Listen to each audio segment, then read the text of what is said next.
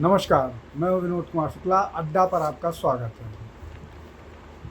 मालाबार या जिसको मोपला मसाकर कहें, मुल्तान, सहारनपुर और कोहाट, इन सब जगहों पर जब हिंदू मसाकर हुआ, उसके बाद भी जब कांग्रेस ने या कांग्रेस के नेताओं ने इस पर सुध नहीं ली, तो कांग्रेस के अंदर के ही बहुत सारे लोगों ने एक संगठन बनाया, हिंदू महासभा। अब हिंदू महासभा के अध्यक्ष मदन मोहन मालवीय हुए। उसमें भागीदारी तिलक की भी होती थी, उसमें भागीदारी भाई परमानंद की होती थी, उसमें श्रद्धानंद की भागीदारी होती थी, उसमें राजेंद्र प्रसाद भी जाते थे। और बाद में वो एक संगठन के तौर पर उसकी वार्षिक सभाएं भी होती थी। पंजाब के बहुत सारे नेता सक्रिय थे। लेकिन मैं क्यों ऐसी बात कह रहा हूँ, क्यों ये बात कह रहा हूँ? बात इसलिए शुरू कर रहा हूँ कि अभी जो बांग्लादेश में सत्ता परिवर्तन हुआ है, उस सत्ता परिवर्तन के तुरंत बाद से ही बांग्लादेश में हिंदुओं की हत्या जारी हो गई। हिंदुओं की हत्या होना शुरू हो गई। उनके घर, मंदिर जलाए गए, लूट लिए गए, दुकानें लूट ली गई। और पूरा का पूरा वहाँ की जो फौज है वो या तो इसको रोकने में नाकामयाब रही, या वो जानबूझकर ऐसा होते देना चाह रही थी। इसलिए कि ऐसा माना जाता है उनके हिसाब से कि जो हिंदू हैं वो बेगम जो आउस्टेड प्राइम मिनिस्टर हैं, उनके समर्थक हैं। और हिंदू वो उनको पोषण जो है वो भाजपा से मिलता है। तो ये एक जो बड़ा प्रश्न है, और इसी कारण से उनकी दुकानें लूटी जा रही हैं। अब ये तो वहाँ की स्थिति हो गई बांग्लादेश की। लेकिन इन सब पर भारत में क्या हो रहा है? इतनी सारी हत्याओं पर जो सीधे सीधे हिंदुओं की दुकानें जलाई जा रही हैं, हिंदू महिलाओं के साथ दुर्व्यवहार किया जा रहा है, लिंच किया जा रहा है, घर जलाए जा रहे हैं, उसको लेकर के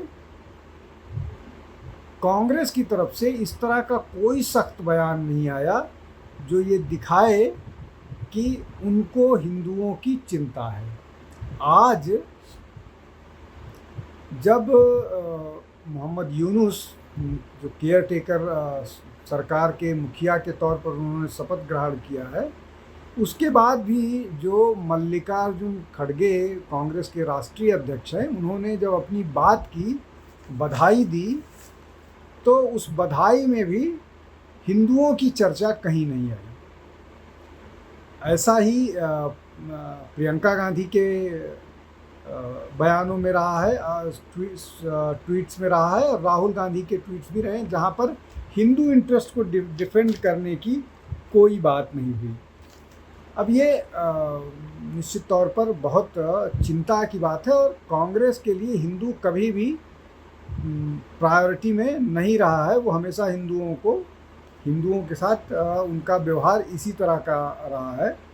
और इस पर जब 2014 का चुनाव हारने के बाद एक रिपोर्ट मांगी गई थी, तो ए.के. एंटनी जो रिपोर्ट थी, उसमें ये बात भी निकल करके आई थी कि कांग्रेस के बारे में जो परसेप्शन बना है वो ये है कि ये एंटी हिंदू पार्टी है और मुसलमानों को अपीज़ करती है।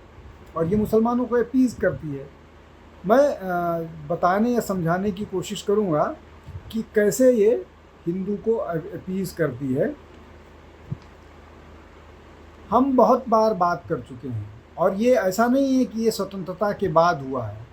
मैंने जो 4 घटनाएं आपको गिनाई, चाहे वो मालाबार मोपला हो, चाहे मुल्तान का मसाकर हो, चाहे कोहाट का हो, चाहे सहारनपुर का हो, या बाद में 47 के समय जो नोआखली में हुआ या पंजाब में हुआ, या उसके पहले जो भी घटनाएं एक के बाद एक घटित होती थी, वो घटनाएं रही हैं। इन सब पर कांग्रेस के नेताओं की चुप्पी रहती थी और कांग्रेस का कोई भी नेता हिंदू इंटरेस्ट पर बात करने के लिए नहीं तैयार होता था। अब मैं आपको एक बहुत इंटरेस्टिंग बात बताता हूँ।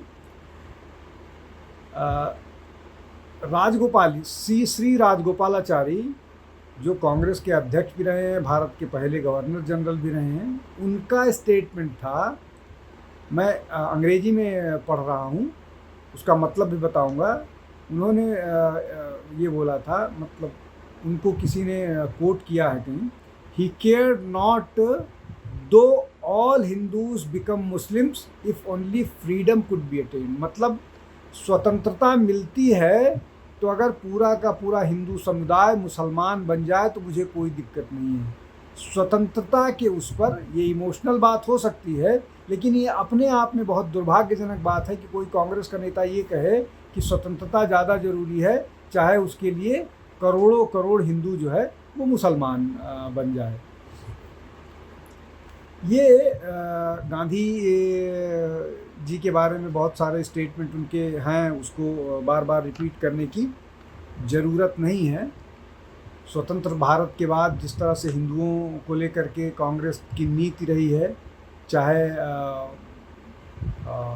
मतलब वो एंटी हिंदू कह लीजिए या मुस्लिम अपीज़मेंट की 54 में वो वक्फ बोर्ड लेके आए जो अभी चर्चा बना हुआ है, जिसमें बदलाव की बात कर रहे हैं। उस वक्फ बोर्ड में जिस तरह से 1995 में नरसिम्हा राव ने बदलाव किया, फिर 2013 में बदलाव किया मनमोहन सिंह गवर्नमेंट ने, और फिर किस तरह से 2014 में वक्फ की 123 प्रॉपर्टी दिल्ली की वो वक्फ को सौंप दी गई, जो बाद में मुकदमे में के कारण रुक गई। उसके अलावा जो हिंदू मंदिरों की बात है, चाहे वो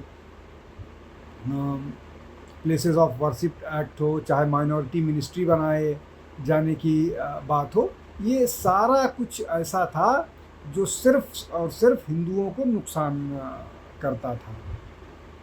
जो समझौता हुआ था हिंदुओं की सुरक्षा को लेकर के, चाहे नेहरू ने किया था या बाद में शिमला समझौते में नेहरू लियाकत समझौता जो हुआ था, उसमें हिंदुओं के हितों की रक्षा की बात हुई थी, उस पर कोई इम्प्लीमेंटेशन नहीं हुआ। और हिंदुओं की जनसंख्या जो लगभग 10% के आसपास पश्चिमी पाकिस्तान में थी और लगभग 29% के आसपास पूर्वी पाकिस्तान में थी, वो आज घट करके 8% हो गई है। और पूर्वी पाकिस्तान में और पश्चिमी पाकिस्तान में वो लगभग 1 से 1.5% के बीच में हो गई है। लगभग 50 लाख के आसपास हिंदू बचे हुए हैं पाकिस्तान में, और लगभग 1.25 करोड़ के आसपास पश्चिम बांग्लादेश में। तो और इस पर लगातार सरकारों ने कुछ नहीं किया, जबकि दावा ये किया जाता है कि इंदिरा गांधी ने बांग्लादेश बनवाया, बांग्लादेश बनाया। तो उसके बाद हुआ क्या, 4 करोड़ बांग्लादेशी मुसलमान भारत में यहाँ घुस गए और भारत में रह रहे हैं, भारतीय संसाधनों का इस्तेमाल कर रहे हैं, और बांग्लादेश में हिंदुओं की हत्या की हो रही है। वही बात अभी आ गई। अब इसमें जो मैं बात कहने की कोशिश कर रहा था कि प्रियंका गांधी और राहुल गांधी या कांग्रेस ने एक रेजोल्यूशन पास किया था। उस रेजोल्यूशन में फ़िलिस्तीन की बात की गई थी, फ़िलिस्तीन के इंटरेस्ट प्रोटेक्ट करने की बात की गई थी। लेकिन बांग्लादेश के हिंदुओं पर कांग्रेस का कोई भी नेता बोलने के लिए नहीं तैयार, बहुत गोल मटोल ढंग से। उसके बाद ऑल आइज ऑन राफा पर पूरा का पूरा कैंपेन चला था, और ये सबको मालूम है कि ये जो सब कैंपेन था, इसको किस तरह से जो कांग्रेस का इकोसिस्टम है उसने इसको बढ़ा चढ़ा करके फैलाया और इसको पूरा का पूरा एक बड़ा कैंपेन बनाने की कोशिश की। अब ये जो पूरा का पूरा बांग्लादेश का मसला है, बांग्लादेश को लेकर के चाहे राहुल गांधी हों, चाहे मल्लिकार्जुन खड़गे हों, चाहे प्रियंका गांधी हों, चाहे सोनिया गांधी हो, सोनिया गांधी ने मणिपुर को लेकर के एक लेटर जारी किया था, एक कॉलम लिखा था, एक उन्होंने वीडियो जारी किया था, लेकिन बांग्लादेश में हो रहे हिंदुओं की हत्या को लेकर के कुछ भी बात वो कहने से लगातार बचते आ रहे हैं। ये सब का सब जो कांग्रेस की पॉलिसी है वो बताता है कि ये किस तरह से हिंदुओं के खिलाफ इनकी पूरी की पूरी अब राजनीति हो गई है। और मैंने जैसा आपको इसका ऐतिहासिक पृष्ठभूमि बताई कि किस तरह से इतिहास में लेकर के, और तो और मुस्लिम अपीजमेंट का ये हाल था कि ये कांग्रेस में मुसलमानों को बुलाने के लिए उनको किराया तक दिया जाता था, किराया भी कांग्रेस उनको ऑफ़र करती थी,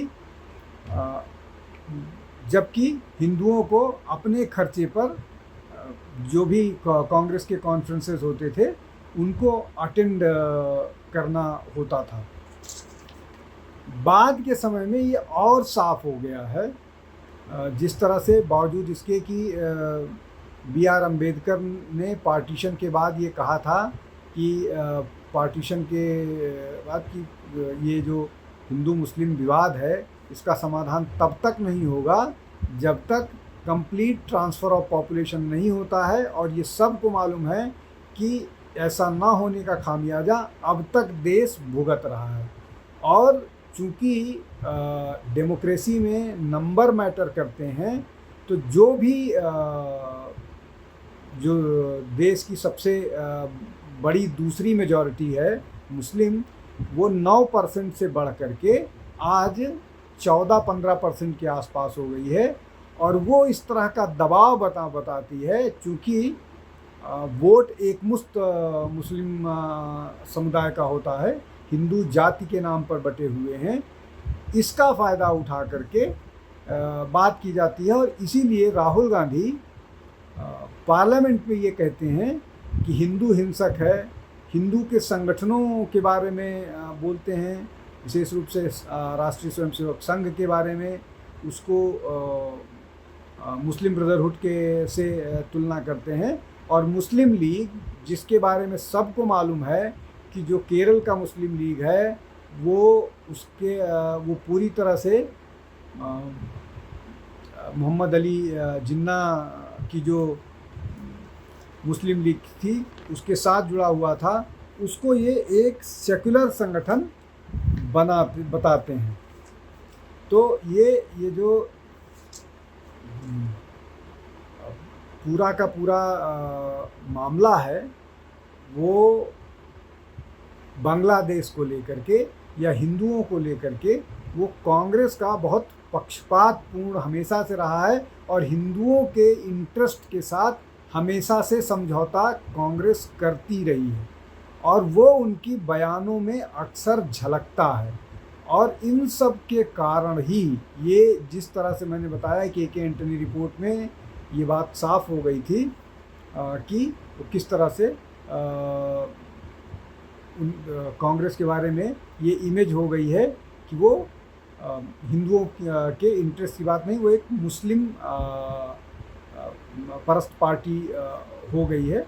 और ऐसा होता रहा है। अब इन चुनावों में रिज़ल्ट को चाहे कांग्रेस जिस तरह से इंटरप्रेट करे, लेकिन जिस तरह से संविधान में बदलाव और उसको लेकर के मिस इन्फॉर्मेशन डिसइन्फॉर्मेशन फैलाया गया था, ये चुनाव उसी की परिणति है। खैर, उस पर बात नहीं करते हैं, लेकिन आज सिर्फ इसी बात पर अपने आप को बात केंद्रित करते हुए मैं समाप्त करता हूँ कि जिस तरह से बांग्लादेश में हिंसा हो रही है हिंदुओं के खिलाफ, उस मामले पर कांग्रेस की चुप्पी या कांग्रेस का दोहरा मापदंड या कांग्रेस का जो रवैया है वो निश्चित तौर पर हिंदुओं के इंटरेस्ट को कॉम्प्रोमाइज़ करने वाला है। और वो अभी से नहीं, ये काम कांग्रेस की स्थापना के बाद से ही होता रहा है कि हिंदू इंटरेस्ट हमेशा से कांग्रेस के लिए प्राथमिकता से दूर रहे हैं, बल्कि उनकी प्राथमिकता ही मुस्लिम वोट बैंक को अपीस करना रहा है। जैसा मैंने गिनाया सब लखनऊ पैक्ट के बाद और भी चीज़ें जिस तरह से उन्होंने एक्सेप्ट किया था सेपरेट इलेक्टोरेट, वो सारा कुछ ये दिखाता है कि वो किसी भी दृष्टि से वो हिंदुओं के इंटरेस्ट को हमेशा कॉम्प्रोमाइज़ करते रहे हैं। बाकी सारी चीज़ें मैंने आपको बीच में बता ही दी हैं, वो सारी चीज़ें, और ये वैसा ही वो अभी बांग्लादेश के मामले में कर रहे हैं। ये स्थिति देश के लिए भी ठीक नहीं है, कांग्रेस के लिए तो निश्चित तौर पर आज नहीं तो कल वो एक्सपोज हो गई थी। इस चुनाव को अगर वो मापदंड मान रहे हैं तो इसको लेकर के फिर उनके लिए चीज़ें मुश्किल होने वाली हैं। आज के लिए इतना ही, बहुत बहुत धन्यवाद। कल फिर मिलूंगा किसी विषय का। तो हमारे चैनल को लाइक कीजिए, सब्सक्राइब कीजिए और बेल आइकन दबाइए जिससे नोटिफिकेशन पहुंचे। बहुत बहुत धन्यवाद, नमस्कार।